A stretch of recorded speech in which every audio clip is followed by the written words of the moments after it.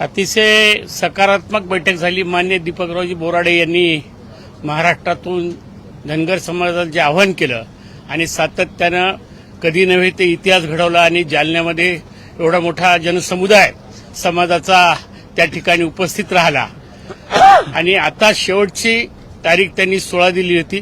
शासनाला विनंती केलेली आहे की आपण जो आमचा 60 वर्षांचा प्रश्न आहे तो सोडवण्यासाठी आपण सकारात्मक भूमिका घ्या, अन्यथा आम्ही आझाद मैदानावर पूर्ण महाराष्ट्रातले धनगर समाज त्या ठिकाणी येणार आणि आमच्या प्रश्नासाठी आपल्याला विनंती करणार। परंतु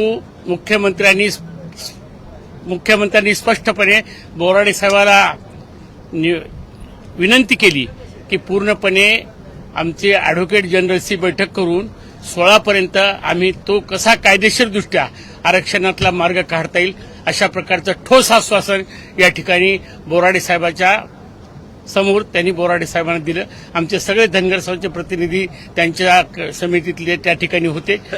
समाजाचा प्रतिनिधी म्हणून राज्याच्या वतीने मी होतो, गिरीश महाजन साहेब होते आणि आम्हाला आता आशा आहे जर 16 पर्यंत नाही झालं तर 16ला त्या ठिकाणी महाराष्ट्रातले लोक येऊन मल्हारराव होळकरची जयंती साजरी करून सरकारला त्या ठिकाणी आझाद मैदानावर लक्ष वेधणार आहेत।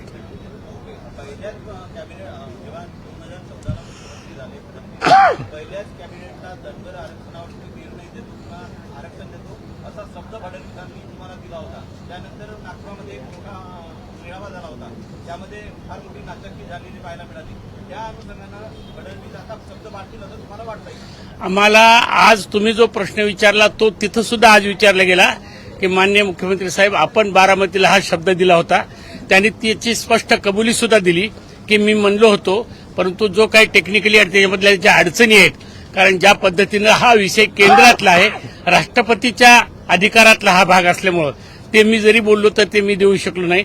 कायदेशीर दृष्ट्या करण्याच्या दृष्टिकोनातूनच आता एजी बरोबर आपली बैठक होऊन तो निर्णय घेण्यात येईल अशा प्रकारचं आश्वासन दिलं। आम्हीच त्यांना विचारलं होतं की 2014ला बोलले, आपण नागपूरला बोलले, त्या ठिकाणी त्यांनी कबुली सुद्धा दिली आणि त्याच्यातला मार्ग काढण्याची बोराडे साहेबाला च्या माध्यमातून सगळ्या समाजाला आश्वासित केलेलं आहे।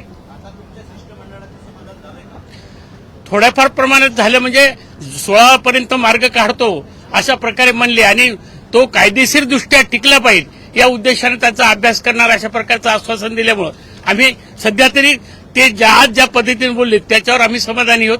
त्या दिवशी ज्या पद्धतीने बोलले त्या पद्धतीने जर मार्ग निघाला तर पूर्णपणे समाजाला न्याय मिळाल्यासारखं होईल ही आमची भावना आहे। आता समाजाला एवढंच काय की दीपक बोराडे साहेबांनी पूर्णपणे हा प्रश्न समाजाच्या दृष्टिकोनातून उचललेला आहे।